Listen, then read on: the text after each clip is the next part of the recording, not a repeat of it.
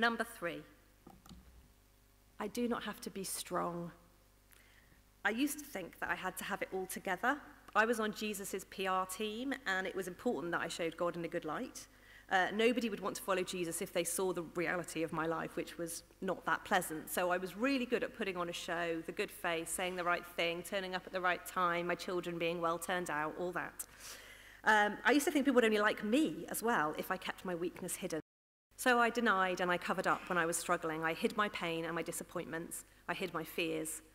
I was ashamed and embarrassed by the moments when my body was out of control as the anxiety took over and I couldn't do anything about it.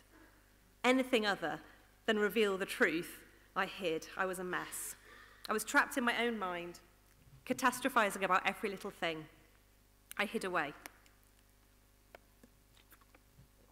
I thought if I allowed these thoughts and ideas space, I would somehow be making them real. I felt it was my duty to keep things light, to keep them sunny, to put a smile on it. Another thing that was really valued in my house growing up was positivity. As if we mentioned something that wasn't positive, somehow we were speaking it into being. I'm sure that was never quite the intention, but somehow in my brain as a child, that was what I picked up. And so I thought it was important to always put on a brave face, to smile, to say the right thing, to not be honest about how I felt. And it's hard to give up the desire to appear strong, because we're told just about everywhere that strength is good.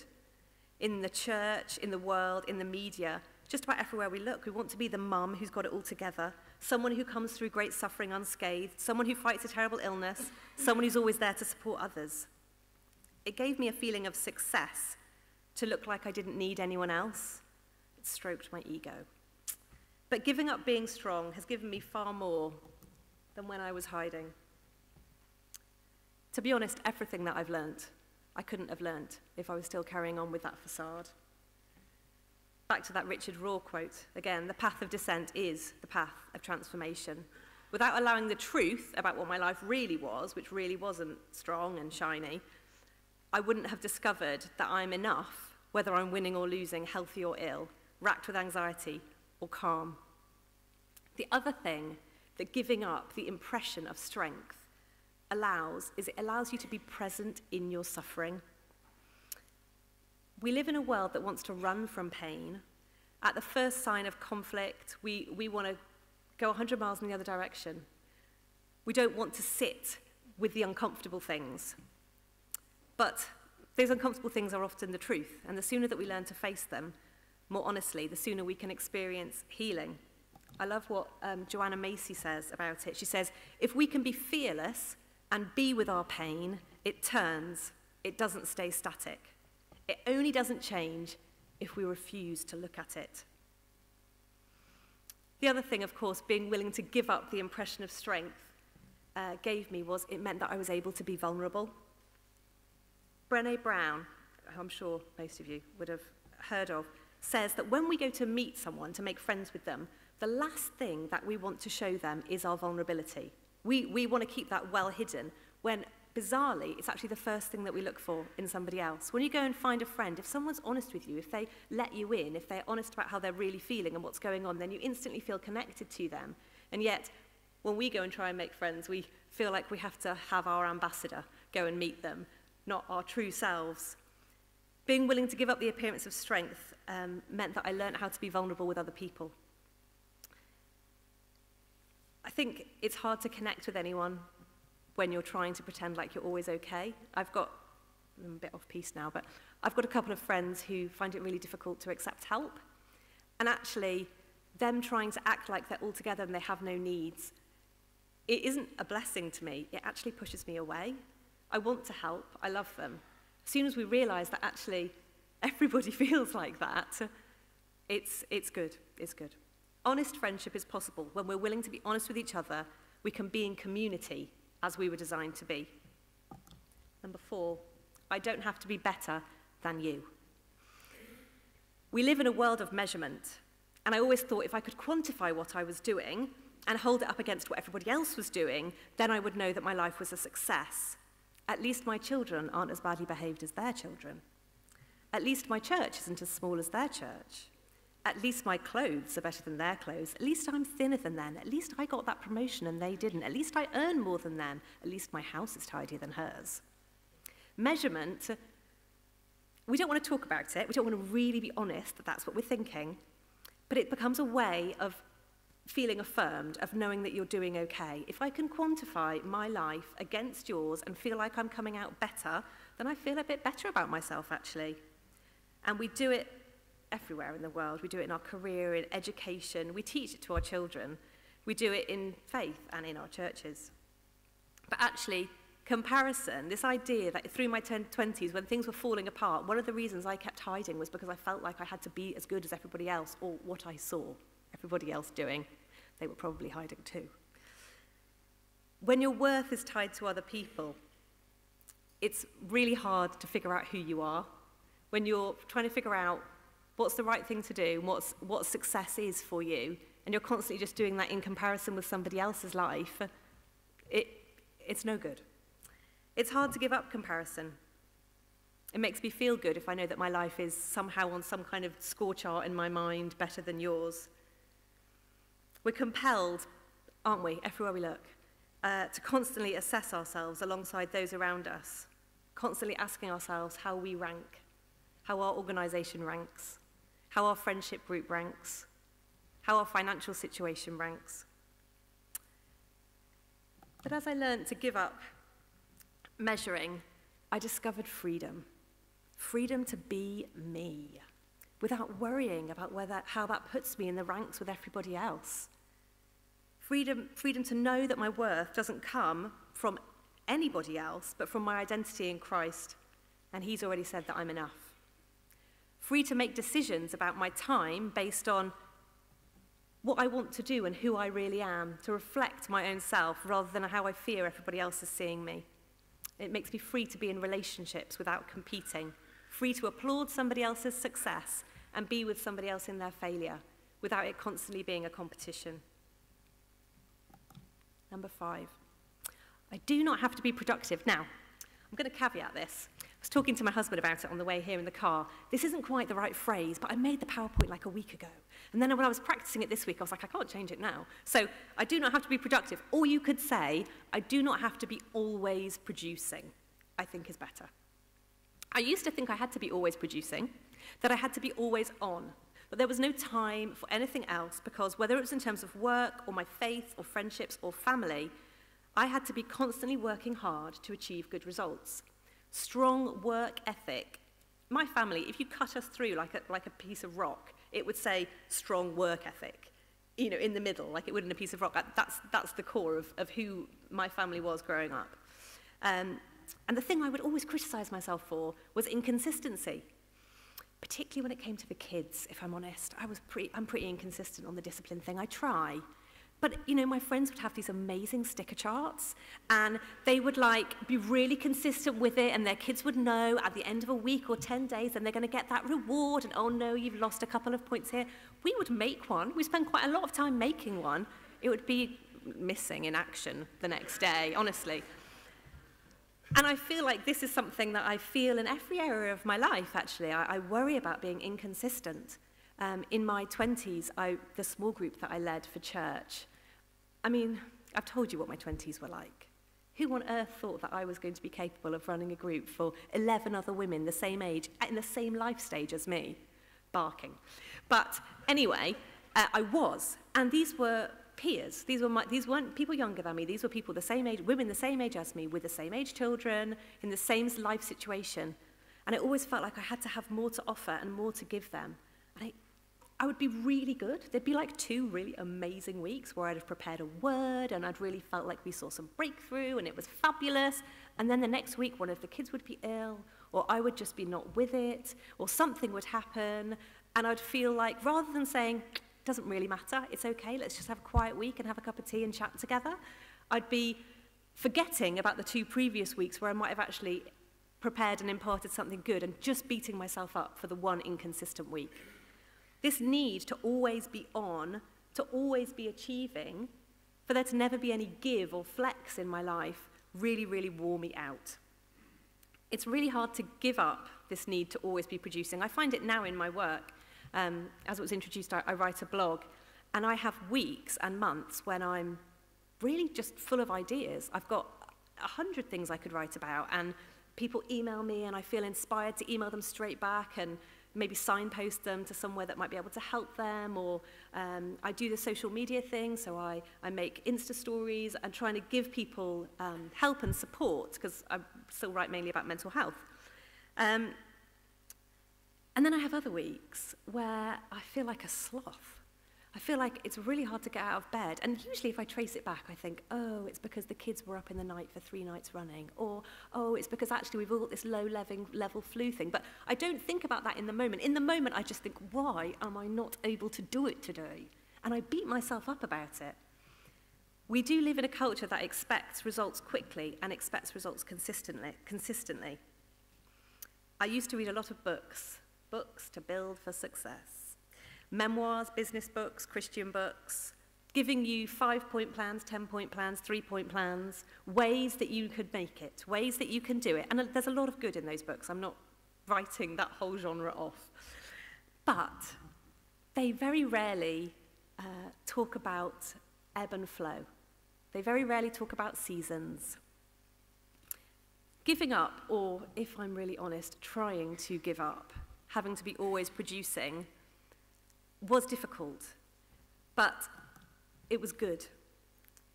The idea of consistency is not a bad one. We know that. But when it comes to always be on, to always be producing, it stops being helpful, because we're not designed to work like that. And this links to the ideas about Sabbath and rest. But just for this small section, I'd like to talk about my garden, if that's okay. When I found that I was really not well, I threw myself into gardening. I've always loved it, but never really put aside the time for it because, well, it wasn't very productive. So I've learned about gardening. I've learned about how to grow things and how to care for things. And I love it. I could bore you for a long time about it, but I won't. But there's more than just the practical things that I've learned, more than how to grow really good dahlias. My dahlias are amazing this year. More than that, I've learned a great amount of wisdom from being outside, from being with the earth and living in this beautiful part of the country. I'm sure that you also see this, the wisdom of the seasons. As I gave up the idea that productivity was not God, I started to appreciate what creation had to teach me, that death follows life, follows death, follows life. We see it throughout the year in the earth, and we see it in Scripture, that this is the natural order of things. It's not permanently harvest time. We cannot be creative 24/7.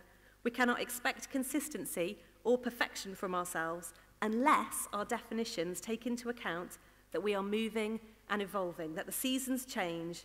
Sometimes it's a season for quiet, and other times a season for celebration. Last year, for 3 months in the summer term, we took our kids out of school, and we lived in Anglesey. Now, I thought that Anglesey was part of this diocese, and I was going to say God's country, and now I'm like, oh no, I better not say that. But we really liked it anyway. And we took our kids out, and we lived in Anglesey for 3 months, and it was fabulous.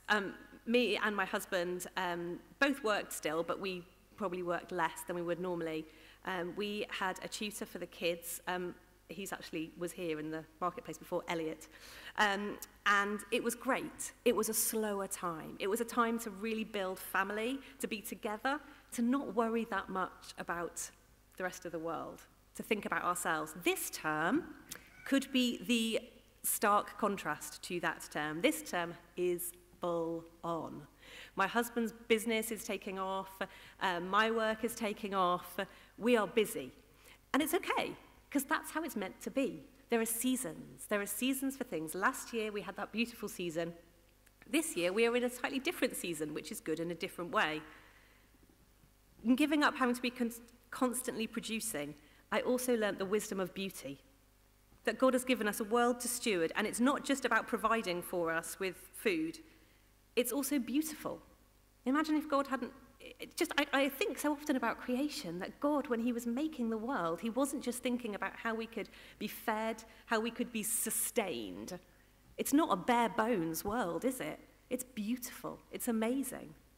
And sometimes when I feel myself getting stressed or thinking that I should be doing more, I take part in what I have called the reverence of smallness. And I stop. And I stop the car to collect conkers. My husband is furious with me because we have bowls and bowls and bowls of conkers in our house, and he's getting frustrated with all the cluttered surfaces. Or leaves. I'll bring in a bouquet of leaves that will sit on the side for 2 days, and then they'll go brown and crumbly. But for me, these little acts, stopping to smell the second round of roses in the back garden, they help me to connect with the wisdom of beauty. Barbara Brown Taylor says in her book, An Altar in the World, the earth is so thick with divine possibility that it is a wonder we can walk anywhere without cracking our shins on altars. If you stay obsessed with work and productivity, you might just miss the burning bush. We're coming into land, you'll be pleased to hear. Number 6, I do not have to be good. I'm going to need to take some water first.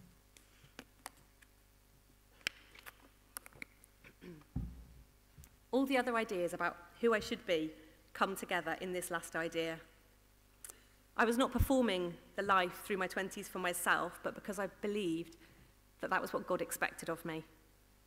I knew I'd been given so much, and I was fortunate. I felt the pressure to be who I thought God wanted me to be. All the previous beliefs about who I should be, busy, strong, right, productive, better, all stemmed from the idea that that was what God wanted. After my diagnosis, it took a few months for me to see much of my anxiety and depression had its roots in a misunderstanding of my faith. Yes, I believe Jesus saved me, but rather than this truth freeing me, this understanding led me to a life of obligation, where I had to live a good life because of his sacrifice. I was also brought up riding a wave of life application sermons. So although the heart of the preach might be forgiveness or grace or love, I was always left with a list of things that I should do in response to this. I was always left with the therefores. If God had forgiven me, therefore I should behave like this. If God had sent his son, therefore it was my obligation to sacrifice. If God loved me so much, therefore my life should always be sunshine and flowers and there'd be no place for pain. The gospel had somehow become entangled with a business manual. Behave like this and you'll see growth in your life. Act this way and God will bless you. I believed that my salvation, and if I'm honest, a lot of other people's salvation, was on my shoulders. At a gut or subconscious level, I believed if I behaved in a certain way, if I prayed enough, if I read the right books, if I was obedient, if I served, and if I definitely didn't complain, how could I? I'd been so blessed. We would all be okay. I thought it would keep us safe if I was in control, not God. It meant I could get what I wanted with hard work. It felt safer, less unpredictable. I would never have admitted to this. I knew there was some messiness in there that wasn't quite right, but these beliefs guided my life. As I became aware that it was this thinking that caused me to be anxious and constantly feel like a failure, with the help of my therapist, who incidentally was a wonderful woman from our church, I quit church. I stopped going. I started to untangle myself from the expectation this self-salvation gospel had required of me. I didn't read my Bible, I didn't listen to Christian music, I did what I wanted. And I felt so relieved. There was sadness, because that was what I'd always known, but the main feeling was relief. I gave up. It's okay, go with me, we're going somewhere good. I spoke to God because I still believed in him, but I told him I was walking away, that I was tired. And in the corner of my mind, somewhere out west, I glimpsed something. I felt him say to me, "It's okay, go." So I did. I let myself off the hook. And that was how it was for a few years. I didn't read my Bible, I didn't pray, apart from when the kids were ill or I was having a panic attack, and that was like, God, help. I told my friend Laura that I wanted to write a book called How Not to Be Good, because being good had nearly killed me. I walked by the river, I ran in the park, I watched trash TV, I ate cake, I drank red wine, I stopped offering to help, I was happy. I needed this. It was like a detox. Detoxing myself of the oughts, the shoulds, and the musts. Then one day, a few years later, I was again walking by the river, when I saw a man up ahead. Now, you're going to just have to go with me on this one, because what I'm describing obviously didn't actually happen, but it did happen in here. The man up ahead was God. God who wanted too much, who wanted more than I could give, a God who was constantly disappointed in me. I saw God up ahead, and I made a decision. I turned and walked away. I turned my back on him. And as I walked away, out of the corner of my eye, I saw another man sitting on a low wall to my left. And I don't know whether he rolled his eyes or he gave a sigh of relief, but he said, "Finally." It was Jesus. It turns out I'd been following the wrong guy. I had to let go of should, ought, and must God to find Jesus. And as the years and months have passed since that day, I've begun to understand that God is pleased with me, that I can't do anything to gain his love or mercy because it was already mine, and not because of anything I was doing or wasn't doing or would or wouldn't do, but because of what he had done and who he was. I started to see the truth that my acceptance was not conditional on my behavior or who he was, was not conditional on my behavior or who I was, but was guaranteed by who he was. These days, I still have a lot of unanswered questions, but now I see that this is the quest. This is the great mystery, that God would create us open-ended with free wills and free minds, minds designed to ask questions and to search. God didn't need me to do his PR. I don't need to defend him or portray a good life where I only experienced joy and peace and spent my days doing the things I thought Christians should do. In her book, An Altar in the World, Barbara Brown Taylor tells a story. She'd been at seminary, and the whole way through it, she's thinking, what should I do with my life? What's the right thing to do with my life? How do I live the life that God wants me to live? And she's very wound up thinking about this. And so she decides that she's going to pray about it every night. She goes to a certain spot in the seminary, and she prays night after night after night. God, what do you want me to do with my life? What should I do with my life? Eventually, she gets an answer. And God says, "Do whatever pleases you and belong to me." I've realised it's in the difficult questions, the complexity and the beauty that God is. It's when I feel fulfilled and stimulated, where I debate and wrestle with ideas, that God is, not in my good behaviour, or my attempt at perfection, my activity or my busyness. I don't need to do anything. You don't need to do anything. You are loved and accepted as you are. No ifs, no buts, no caveats. This is how you live it out. As someone who is aware that they are accepted exactly as they are. As someone free to say, I don't know. Free to ask questions, free to be wrong, free to rest. Free to stop striving. Free to do absolutely nothing. Free to pursue what you love and who you are. Now, I'm going to leave you with something quite special. Soon after my moment where I found out I was following the wrong guy, I was in a shower and these words came to me. And I didn't know where they were from, so I did what you do when you don't know where something is from, you Google it. And the phrase was, a spacious place, and it just came out of nowhere. I was like, well, that's a bit weird. So I Googled it, and this is what I found. Psalm 18:19. He brought me into a spacious place. He rescued me because he delights in me. Now, I've taken ownership of this verse, it's mine, but I'm willing to share. So if you want, you can also have it. And we started with a poem. You'll be glad to hear this is the end. But I wanted to end with the poem too.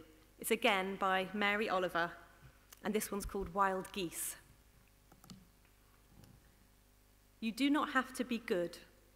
You do not have to walk on your knees for 100 miles through the desert repenting. You only have to let the soft animal of your body love what it loves. Tell me about your despair, yours, and I will tell you mine. Meanwhile, the world goes on. Meanwhile, the sun and the clear pebbles of the rain are moving across the landscapes, over the prairies and the deep trees, the mountains and the rivers. Meanwhile, the wild geese, high in the clean blue air, are heading home again. Whoever you are, no matter how lonely, the world offers itself to your imagination, calls to you, like the wild geese, harsh and exciting, over and over, announcing your place, in the family of things. Thank you.